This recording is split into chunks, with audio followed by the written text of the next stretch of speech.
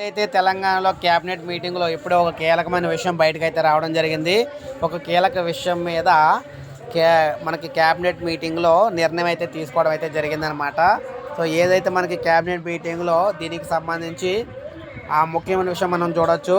ధాన్యం కొనుగోలుపై బాధ్యత కలెక్టర్లదే. అవును, ధాన్యం కొనుగోలుపై బాధ్యత కలెక్టర్లదే. తెలంగాణ క్యాబినెట్ నిర్ణయం. జూన్ 2న రాష్ట్ర ఆవిర్భావ వేడుకల్ని ఘనంగా నిర్వహించాలని, ఆ వేడుకలకు సోనియా గాంధీని ఆహ్వానించాలని తెలంగాణ ప్రభుత్వం నిర్ణయించింది.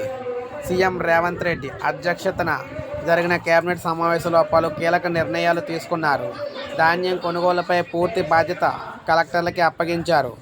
రైతులు నష్టపోకుండా చివరి గింజ వరకు కూడా కొనాలని సీఎం ఆదేశించారు. అయితే పూర్తిగా క్యాబినెట్ మీటింగ్ సంబంధించిన వివరాలు ఇంకా బయటకు రాలేదు. వచ్చిన వెంటనే మీకు క్లియర్గా మళ్ళీ వీడియో రూపంలో అందిస్తాను. ప్రజెంట్ మనకు 2 ముఖ్యమైన అంశాలు అయితే వచ్చినాయి. వాటికి సంబంధించి వీడియో అయితే చేయడం జరిగిందనమాట. ఒక లైక్ చేయండి, సబ్స్క్రైబ్ చేసుకోకపోతే మన ఛానల్ సబ్స్క్రైబ్ చేసుకొని ఫాలో అవుతూ ఉండండి.